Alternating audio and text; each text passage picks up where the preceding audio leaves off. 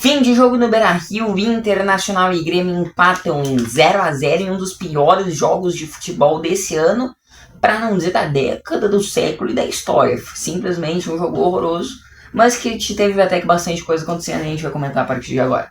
Primeiramente, o que a gente tinha antes do jogo? Como dá pra ver, eu sou gremista, então a análise vai ser um pouco clubista, mas eu vou tentar manter o clubismo um pouco de lado e deixar a imparcialidade predominar. Vamos lá, as escalações. Eu vou falar principalmente da escalação do Grêmio. A gente tinha um TT jogando na ponta direita, um TT que a torcida não queria, no lugar do Enamorado, que vem jogando muito bem, o colombiano. E no final a gente viu que realmente foi uma escolha errada, o TT não jogou absolutamente nada e a gente vai falar mais disso daqui a pouco.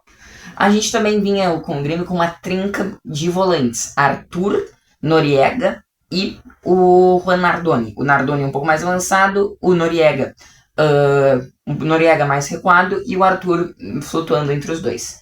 Acho muito errado, porque em um jogo desse tu precisa de um articulador, de um camisa 10, só que o Grêmio não tinha Monsalve, ou pelo menos não parece ter condições de jogo, por causa que, né, nenhum jogou.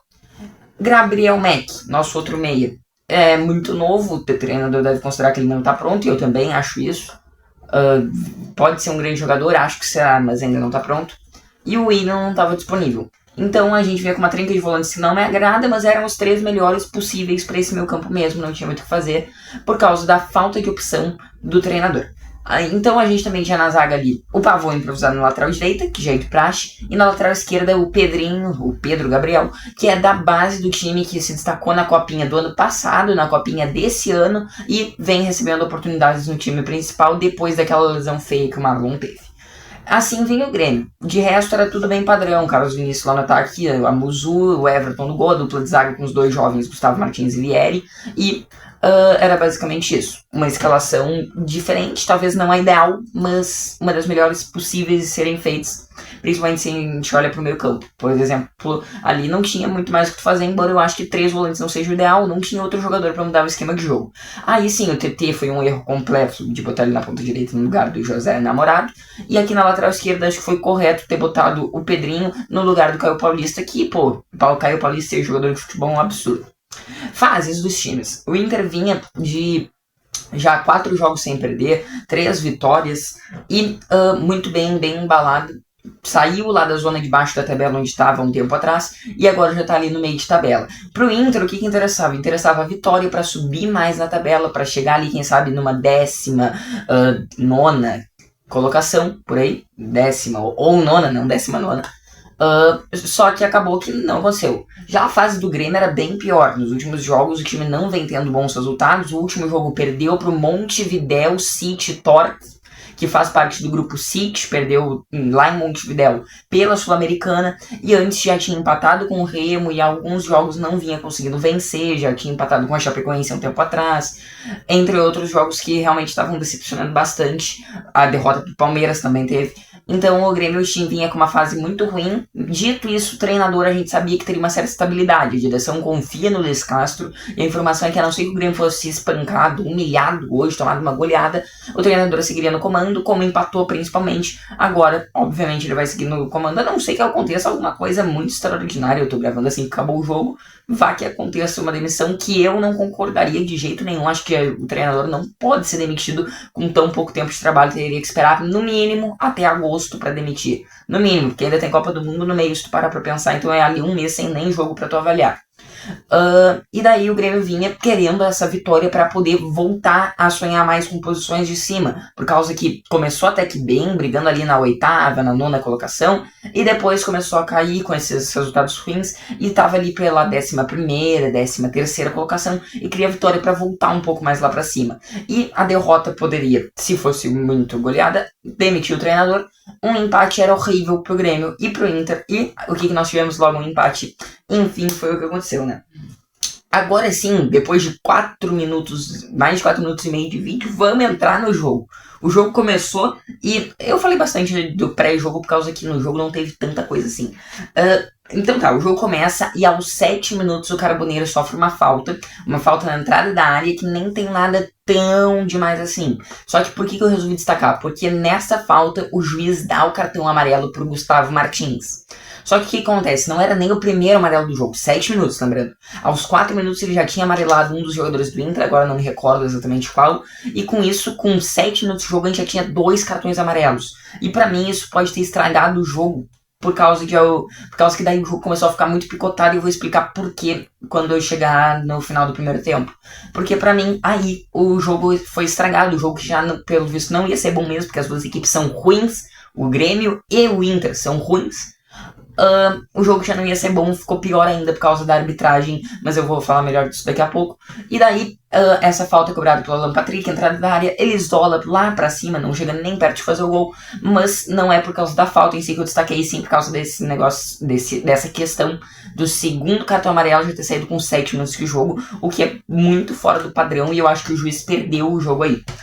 Vamos lá, o Inter vem e pressiona o Grêmio. O Grêmio tentava sair jogando, o Grêmio até tinha um pouco de posse, mas o Inter é quem tinha a posse predominante. E quando o Grêmio tinha a posse, o Inter pressionava lá em cima, suas linhas lá em cima, marcando bem e sufocando a linha de defesa gremista, que acabava entregando bolas no pé do Inter por causa de passes ruins. O primeiro tempo do Grêmio foi muito ruim, principalmente na parte inicial. Mas pro fim do primeiro tempo, deu uma equilibrada, o time melhorou um pouquinho, mas nada demais. E no início do segundo tempo também, até que no final do segundo tempo, final não, meio pra frente do segundo tempo, a partir dos 15 minutos do segundo tempo, nem meio, o time começou a jogar nada e o jogo foi horrível. Mas aí acontecia que o Grêmio estava entregando. E numa dessas, o Grêmio entregou a bola na saída, o jogador do Inter pegou a bola no meio, não me lembro qual, acho que o Carboneiro talvez, tocou a bola pro Borré, bola enfiada dentro da área, chegou batendo o Borré, bateu bem, mas o Everton salvou o Grêmio, mandou para escanteio, e com isso o Inter não abriu o placar no que seria um desastre pro Grêmio, já não tava jogando nada, não veio a jogar nada depois, e com o placar atrás, ainda fora de casa, poderia ter desenrolado um jogo bem pior, porque daria ainda confiança pro Inter, que teria tudo pra vir e fazer um placar até que grande, imagino eu, pelo que eu vi dos dois times hoje. Faltou confiança pro Inter, pro Grêmio faltou confiança e qualidade, pro Inter também faltou qualidade, mas eu acho que o Inter com confiança conseguiria, e principalmente com gol a favor, logo no começo do jogo, ele conseguiria ter feito mais gols no Grêmio. Depois a gente tem o Grêmio melhorando um pouco, mas o Inter ainda melhor. Dito isso, era um jogo muito truncado, não dava para jogar. Toda hora o jogo parado, toda hora uma falta, toda hora os jogadores reclamando. E com isso o jogo simplesmente não rolava. Quando rolava era muitos erros, mas assim, a tônica desse Grenal é muitos erros. Erros de passe simples, erros de passe difícil, erros de drible, erros de tudo.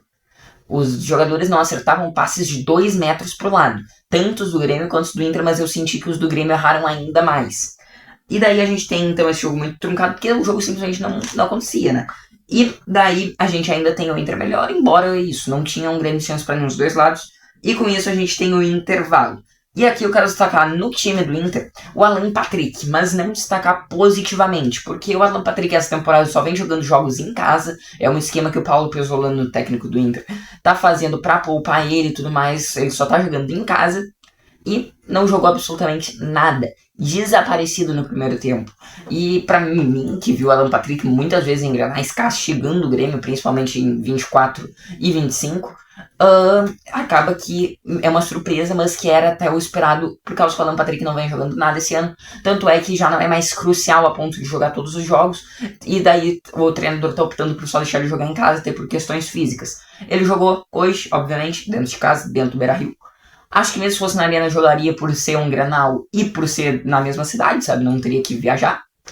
E acaba que não joga nada, desaparecido. Fora de estar desaparecido, quando a bola chegava, que eram raras as vezes que ele conseguia se posicionar para receber uma boa bola, até porque ninguém criava nada, então assim, a bola já não chegaria, a bola já quase chegava em ninguém lá da frente naturalmente.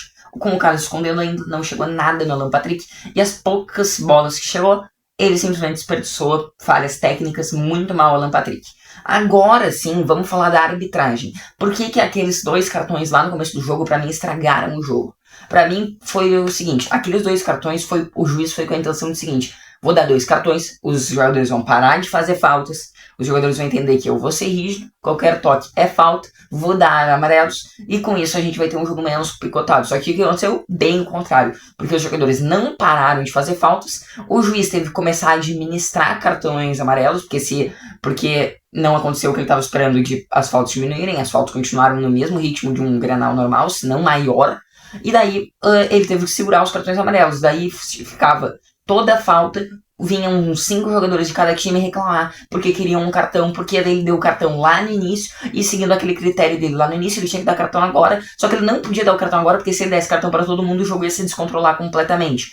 Ou seja, o problema foi esse, ele deu o cartão lá no início com a intenção de diminuir as faltas, só que as faltas não diminuíram, ele teve que administrar os cartões amarelos, e com isso foi muito questionado pelos jogadores, que toda hora que o jogo parava, iam uma rodinha de jogadores para cima do juiz, e fazia o jogo ficar parado muito e muito tempo, só com reclamações, pedindo amarelo, pedindo até vermelho pro outro jogador, simplesmente porque ele já tinha dado aqueles amarelos lá no começo, que nem foram em coisas tão graves. E pra mim foi isso que acabou muito com o jogo, fora os erros. Acho que isso impediu da gente ter uma boa partida, porque o jogo ficou muito picotado. Acho que, sei lá, dos 45 minutos que a gente teve no primeiro tempo, a gente deve ter tido no máximo uns 25, 30 de bola rolando. Por causa que realmente um jogo muito parado, por causa dessas reclamações com a arbitragem, que se originaram exatamente por causa daqueles 2 cartões amarelos lá no começo.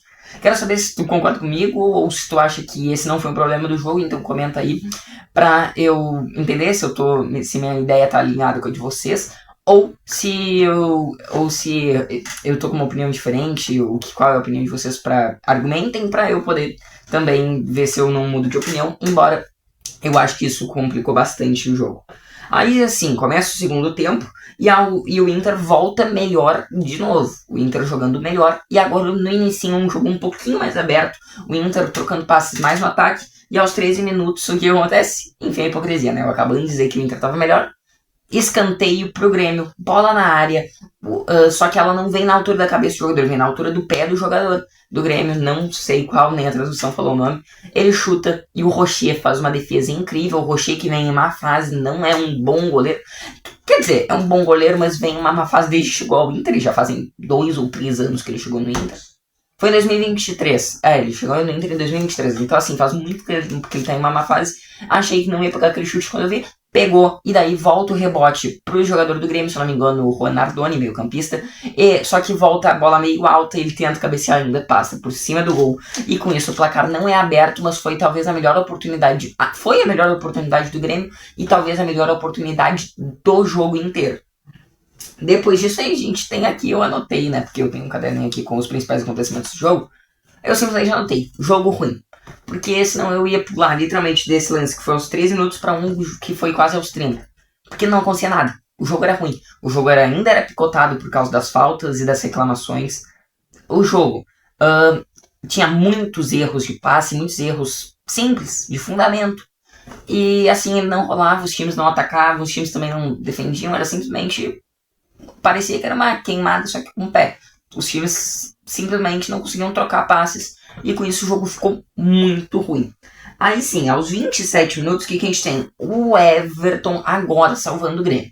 Só que não foi uma defesa tão complicada quanto a do Rocher. O que aconteceu? Imaginemos que aqui é o gol do Everton, o Everton estava aqui, e aqui é o meio campo. Aqui estava um jogador do Inter, ele cruzou essa bola para cá, o Alejandro correu nas costas da zaga, cabeceou no gol do Everton, e o Everton conseguiu se esticar num bom reflexo para pegar lá no chão. Mas não foi uma defesa tão milagrosa assim, não foi uma defesa tão difícil, mas foi uma defesa muito importante, porque era assim um cabeceio que poderia ter originado um gol. Depois disso, o jogo não acontece. O jogo simplesmente não acontece. A gente não tem mais lance nenhum, acho, pra comentar, tirando a expulsão do Vieri que vem aí. E o jogo não acontece por causa desses erros. Muitos e muitos erros. Vamos lá, vou dizer 2 erros aqui. Chegou uma hora no segundo tempo que o TT, o jogador do Grêmio, simplesmente pegou a bola na ponta, todo mundo achando que ele ia pra cima, nossos torcedores dizendo, corta ele, bate no gol. O que ele faz? Ele vem trazendo pra ponta a bola, ele toca pra linha de fundo, só que quem tinha na linha de fundo? Ninguém. Por quê? Porque o Pavon não subiu, é verdade. Mas eu não, se eu fosse o Pavon, eu também não subiria, porque o TT já tava quase na linha de fundo. Então não tinha muito pra que ele, por que o Pavon ir pra lá. E fora que assim, o time é treinado pros laterais passar? Sim, os laterais eram pra estar ali? Talvez. Dito isso, o TT tem que olhar antes de tocar. E é nisso que eu entro, assim, foi um erro muito bobo. Ele simplesmente desperdiçou um ataque que ele tocou pro lado onde não tinha absolutamente ninguém. E o jogador do Inter só pegou a bola e saiu jogando. Esse é um erro que mostra o que foi a partida. Foi um erro, assim, infantil. Um erro que tu não vê em escolinha. E que acabou sendo um retrato do jogo pra mim. Falando exatamente do TT agora, é um partida horrorosa. Mais uma vez. Não sei quando é que o TT vai estrear com a camisa do Grêmio. Porque assim, né? Chegou a contratação mais cara da história do Grêmio, não fez absolutamente nada ainda. Hoje ainda bancou o enamorado, sem sentido nenhum. Aí no segundo tempo, depois de acontecer esse lance, coisa, a Pedro volta ali dos 10 minutos, ele saiu. E o enamorado conseguiu fazer mais do que ele, embora também não tenha conseguido fazer muita coisa, porque a bola não chegou, porque o jogo não tava realmente acontecendo, tava um jogo bem ruim. E daí, outro erro dos jogadores do Grêmio aqui pra mostrar o que foi esse jogo. Pavon, no campo de defesa, quase no meio campo, tava ele contra um outro, ele tentou dar uma girada pra atirar, conseguiu, aí ele tentou com a canhota tocar pro meio, ou pro goleiro do Grêmio lá atrás, ou pros zagueiros, e daí, não sei, perna ruim é verdade, mas assim, o jogador de futebol não pode arriscar aquilo ali, se ele não tem certeza que ele vai acertar. E ele não tocou nem pro zagueiro, nem pro goleiro. A bola veio no pé do Alejandro, atacante do Inter, que tinha entrado no segundo tempo. E com isso, o Inter quase marcou um gol ali, mas acabou desperdiçando a oportunidade, porque o Inter também errava muito. O Inter tinha muito erro de fundamento também. Erro de passe, erro de saída de bola, erro na hora de finalizar. Assim como o Grêmio. Então, assim, achei dois times muito fracos hoje. Dois times muito ruins. E daí o jogo também não acontecia por causa daquele fator da arbitragem, porque continuavam as reclamações. E reclamação após reclamação, falta após falta, o que a gente tem já na reta final de jogo, por volta ali dos 41, 43 minutos, Vieri, o zagueiro do Grêmio, expulso. Expulsão justa, ele chegou sem bola no cara e tomou o vermelho. Ali ele ainda ficou esperando um tempão, boicotou o jogo, e o jogo simplesmente daí já voltou nos acréscimos, e com isso não aconteceu basicamente mais nada e o jogo acabou. A expulsão foi justa, aí o árbitro mandou bem, agora o Grêmio não tem o Vieri para a próxima partida, o que é horrível, né? Porque o Vieri é bom zagueiro, mas assim, o problema do Vieri é que ele é bom. Ele é até mesmo consistente, mas quando ele erra, que ele vai errar em, tipo, um jogo a cada 2 meses, dá pra perceber. Pelo menos, um jogo a cada 2 meses. Quando ele erra, é um erro muito grande, como foi hoje, que gerou a expulsão dele. Com isso, fim de jogo 0-0, uma das piores partidas de futebol que eu já vi, por causa disso, por causa dos erros, por causa do jogo picotado, pelos jogadores, por causa das reclamações, por causa da arbitragem, que lá no início deu os 2 amarelos, e um jogo onde simplesmente não tivemos chances claras de gol. Se tu entra nos aplicativos de estatística, eu usei o SofaScore, o Inter tá jogou melhor, e eu concordo com os aplicativos. Só que lá tá que o Inter teve 2 chances claras e o Grêmio não teve nenhuma. Eu discordo. O Grêmio teve uma chance clara no escanteio e o Inter, eu não me recordo de nenhuma chance clara do Inter de fazer o gol. Mas isso aí não pouco importa, porque mesmo que tivesse tido chance, ficou 0-0. Falando em estatísticas, vamos lá. Posse de bola acabou o seguinte: 53% pro Inter, 47% pro Grêmio. Exatamente. Faltas. O ponto aqui do jogo. No total, 39 faltas. 19 faltas do Inter e 20 do Grêmio. Um número que já é grande. Pensa, já foram tipo 39 faltas. É um tempo gigante perdido naturalmente do juiz apitar, até cobrar e tudo mais. Com o juiz tendo dado aqueles 2 amarelos lá no começo, os jogadores reclamando, pensa que cada falta demorava uma eternidade pra bater. Então, assim, não existiu o jogo, porque o jogo ficou muito picotado, e quando teve jogo, os jogadores ficavam errando, e por isso a gente não teve nenhuma grande chance. Na tabela do Brasileirão, agora o Grêmio continua na 11ª colocação com 13 pontos, e o Inter fica na 13ª colocação, mas também com 13 pontos. Como eu disse, um empate que não resolve a vida de ninguém, não melhora a situação do Grêmio, não joga o Inter lá pra cima, mas também não joga o Inter lá pra baixo, não joga o Grêmio lá pra baixo. Então, assim, um empate que simplesmente não ajudou ninguém, e mais atrapalhou do que ajudou, na verdade, mas também não jogou ninguém lá pra zona de rebaixamento, embora pro Grêmio tenha sido, acho que, pior do que pro Inter. Embora o Inter também, obviamente, é ruim até por eles estarem jogando em casa e por eles terem jogado melhor e não ter conseguido vencer. Destaque aí, né, que o Inter jogou em casa e o Grêmio fora. O Grêmio é o pior visitante do Campeonato Brasileiro, ou era até esse jogo, porque como empatou agora pode ter melhorado a campanha fora de casa. E o Inter era o segundo pior time jogando em casa. Então, assim, né, esse jogo já estava destinado a ser ruim mesmo. Agora, o que a gente tem de situações dos dois clubes? Caraca, o vídeo tá ficando grande. Luiz Castro, primeiramente. Vamos lá, Luiz Castro. O treinador vai seguir no Grêmio se tudo der certo. Deve ter mais um tempo aí. Acho loucura demitir antes da Copa do Mundo. Acho loucura, inclusive, demitir. Porque, tipo, tem que esperar voltar depois da Copa do Mundo e dar, tipo, mais um mês, pelo menos, pra tu demitir, tá ligado? Final de agosto.